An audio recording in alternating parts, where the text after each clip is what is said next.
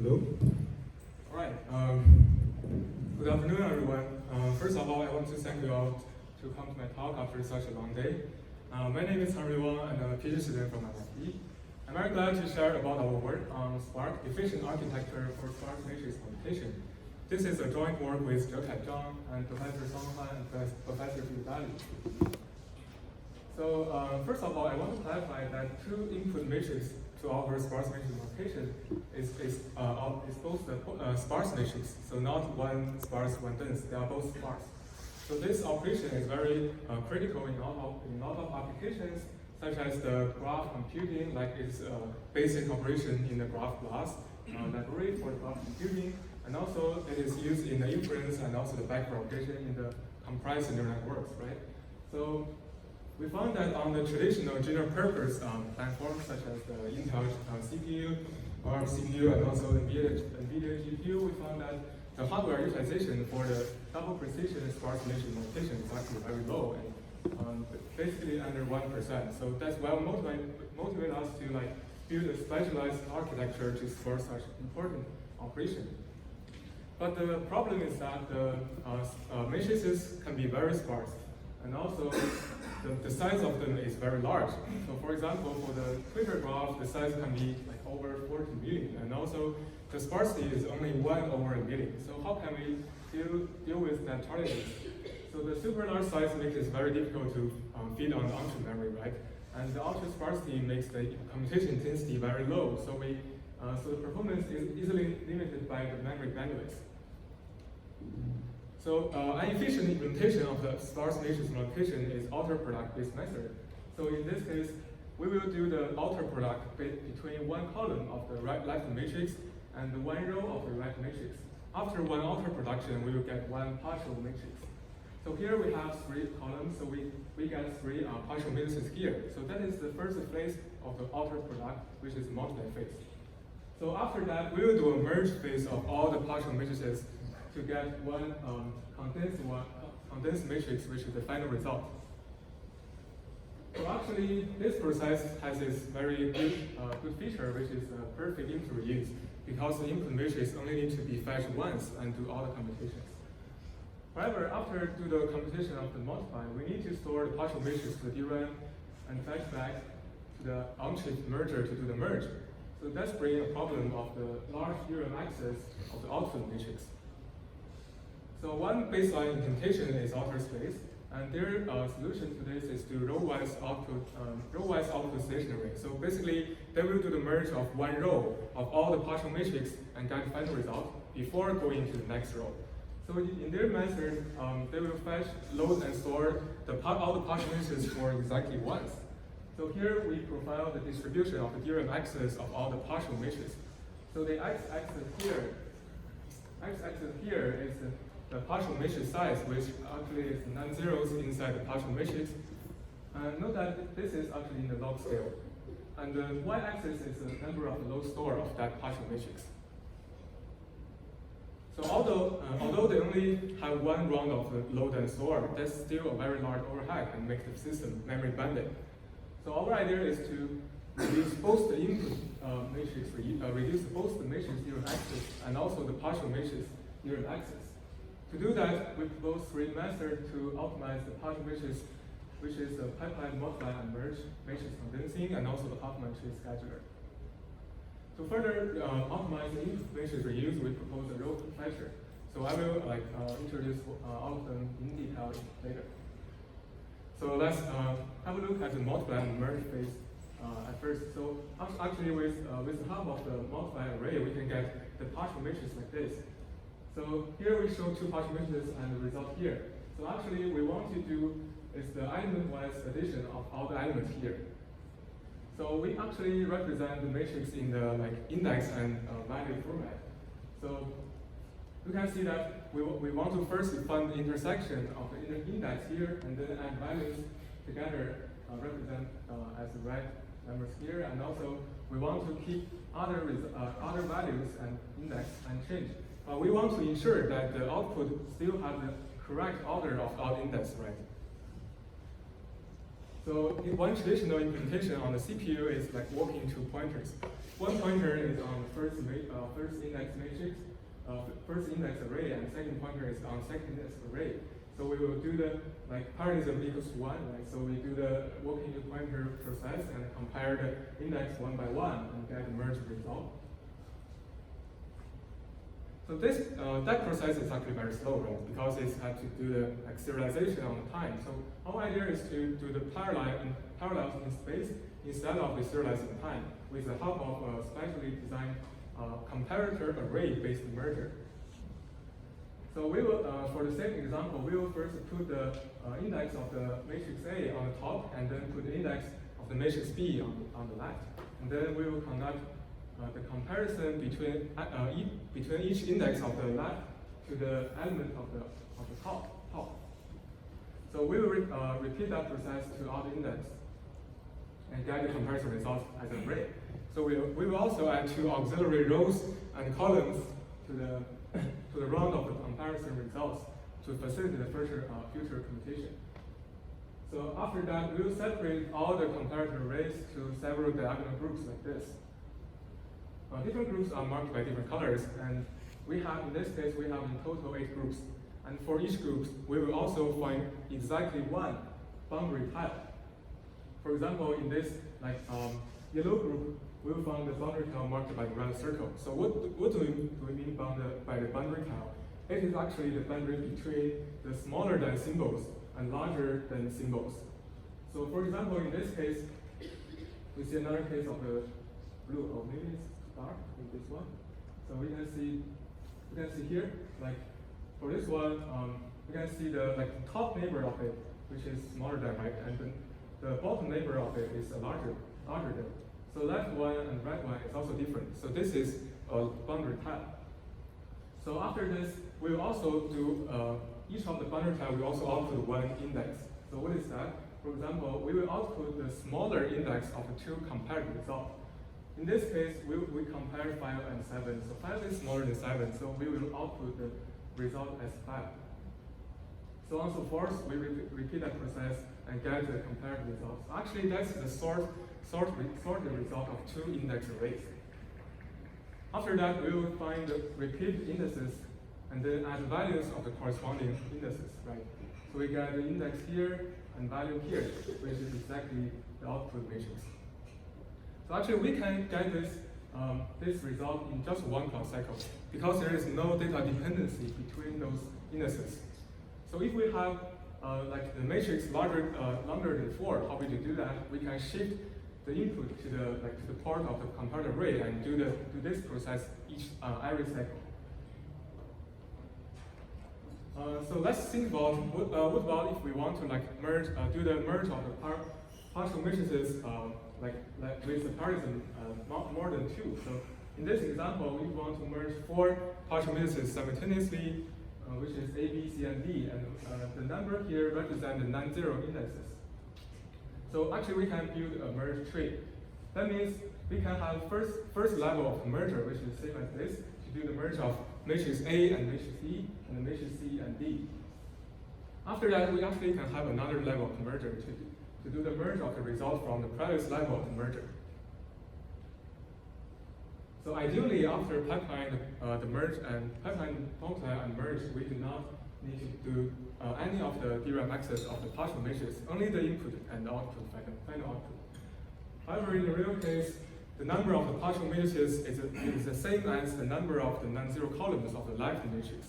That means if we have a matrix with 10 million dimensions, the number of partial matrices is 10 million. So clearly, we cannot afford a comparator array with 10 million parallelism, right? So one practical implementation only has 64-way merging, which means we can merge 64 partial matrices simultaneously. So in that case, we still need to do many rounds of merge because the merge result is still partial matrix, not the final result. Therefore, after this technique, you can see that many of the partial matrix actually is not as good as the baseline because we do not have the output row stationary data flow in the outer space. So as a result, the DRAM access is increased. But this step enabled the Boolean server optimizations, so we still need it. So the second technique here is to, because we have so many 10 million partial matrices, one niche ideas, how to reduce that, right? So we propose a matrix condensing technique. We want to push non-zeros to the left of the matrix and reduce the number of the non-zero columns. So in this case, we push the original 3 columns to the left and then get a condensed matrix with only 2 condensed columns. So we do the outer product of the 2 condensed columns with the rows, and then we only have 2 partial matrices, right? Which is not bad, which is smaller than the previous one, right? So in the real cases, we can reduce the number of the partial matrices from 10 million to around several hundred. So this process can actually largely reduce the number of runs of the partial matrix merge. Here we also show the same example. You can see, first of all, the number of the partial matrix, which is marks here, is actually it's actually fewer. And also the low-length score is smaller than the previous step. Right? So after this case, we can actually achieve around 5x DRAM access. So that's not good enough, right? Because the several hundred is still larger than our paradigm of merger. So how can we solve this problem? We found that actually there is one interesting feature that most of the partial matrices are very small. And those partial matrices with a lot of non-zeros actually are really rare. So one intuitive idea is that we can actually produce those largest partial matrices in the last round of merge. So after the last round of merge, that is the final result. And no need for further fetch and load and store of the partial matrix, right? So that means we want to do a scheduling of the sequence of the order of the partial matrix merge. So here, one simplified example is that we have a merger with paradigm 4, and then we have several partial matrices here. So the number in each node represents the number of non-zeros of each partial matrix. So we can have first do the merge of the 4 yellow matrices and then store to DRAM and 4 blue ones and 3 red ones. And then we fetch that result from DRAM and then do the final rounds of merge. So actually DRAM access is equal to the sum of the weights of all the intermediate nodes here, which is 40 plus 21 plus 8, which is 69, right? That is only a balanced tree here. So actually we have better solution, which is a Huffman tree. So we can actually first do the merge of 3 yellow matrix, and then merge 3 red ones and 3 blue ones, and finally 3 green ones. And in that case, we find that actually the DRAM access of those intermediate nodes is only 16, which is smaller than the previous one, right? So we found that DRAM access, just as I said, is the sum of the weights of all the intermediate nodes here. So that actually equals to the sum of weight times depth of all the nodes minus one constant. So if we want to minus the DRAM access, that's equivalent to minus the sum of weight times depth of all the nodes. So actually that's essentially is the same with the Huffman tree coding, right? So the weight here of the symbol is the weight of the nodes, which corresponding to the non-zeros in the partial matrix.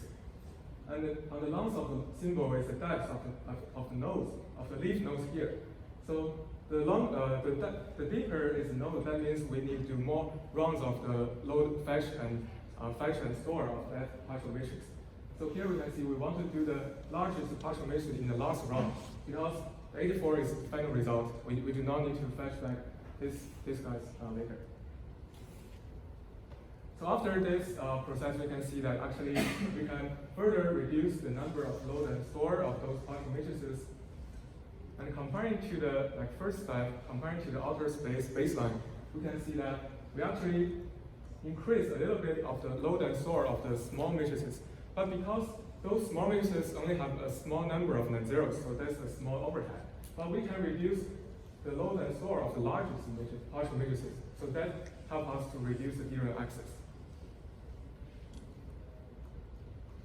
Here we propose the last technique, which is the row prefetching. So Recall that in the second technique, we do the matrix condensing, right?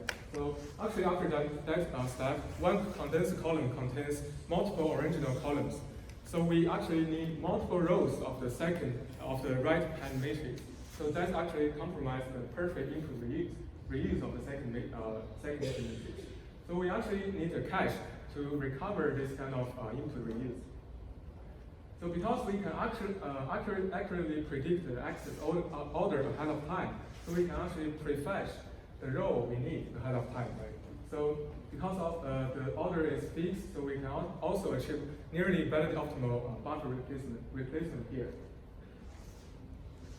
So after this step, we can see that the DRAM access of the input matrix, which is the blue bar here in the histogram, is also decreased from the previous step. So to evaluate our design, we synthesize the design on the TSMC 40 nanometer process and get the power and area number. We can see that compared to the baseline, we have smaller area and also smaller power consumption. And to benchmark the performance, we use the Florida's SpArch matrix collection and also the Stanford network analysis projector set. We use the 20 matrix to get the average results. So this is the real world matrices. We can see that on these two data sets, we can achieve around 10 gigaflops per second, and also that's 4 times better speed up than the previous outer space. And also we can see that compared to the CPU and GPU, we have around 20x of the speed up. So after that, we can see for the energy efficiency, we can achieve around 1 gigaflops per watt, which is around 6x better than the previous outer space, and also several hundred better than the general purpose GPU and CPU. On the synthesized RMAP matrix, we compare with the Intel CPU with MKL language, so we can achieve around 10 to 30x of the better performance. So y-axis here is actually the log scale.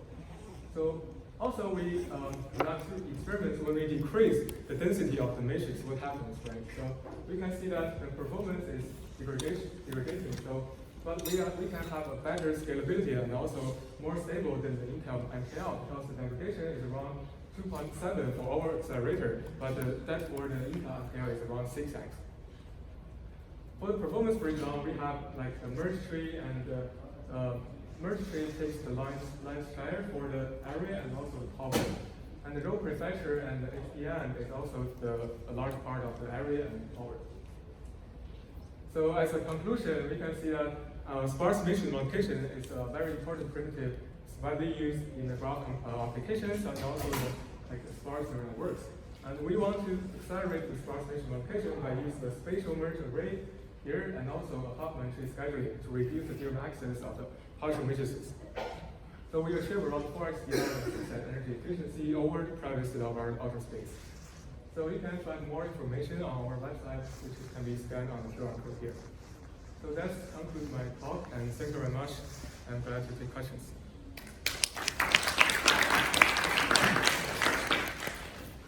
We have time for one or two quick questions. Hi, I'm Dayan Baek from South Korea, and I have a question about what is your total memory usage of your work? So I know that it varies from each sparse matrices, but I think I have to figure out how much memory uses to compare to other approaches such as GPUs or MKS or C sparses. Actually, because we don't have a very complex memory hierarchy on the chip, so the SRAM on chip is only several hundreds of kilobytes. So that's definitely. I'd like to know that the total DRAM memory allocation size. Oh, DRAM access. No, not DRAM access size. The needed total memory usage for memory allocation to store the intermediate pixels, partial matrices. I think that's because I think it is important that if those memory usage is too high or overflows the HDM chip, then it is not possible to compute the sparse matrix. Actually, actually we have we have a FPGA prototype and we use like 4 gigabytes of the DRAM. So I think basically it depends on the size of the part. Yeah, Size of I think that the memory usage graph must be included in your in the paper. So Okay. for exact usage. Okay, I Yeah, think we it's can take it offline, this question. Because it is limited time, can we take this question offline? Yeah. I finished. Okay, so, great, thank you. So, just last question. Yeah, so just for my understanding, these sparse matrices are applicable to images. Is my understanding? to what, sorry? Images. Images, yeah. Yeah. So my question is, have you looked at like doing operations on like standard compressed image formats or? Yes, actually the two informations one we use is one is in the CSR format, another is also CSR. So why we can use that because like the matrix condensing essentially in the CSR format is condensed live already. So we only need to design a factor, specialized factor to fetch them by column. So actually the format we represent the sparse matrix is still in the CSR format. Yeah, this is your what I was referring to, like the standard compressed images format that are used. So you mean the like JPEG? Like JPEG and Oh. MPEG and all of that. I'm sorry, we haven't seen like the JPEG format, but I think that's interesting to see in the future. Yeah, maybe we can discuss it. Okay, sure. Thank you. So this is the end of this session. Thank you for attending.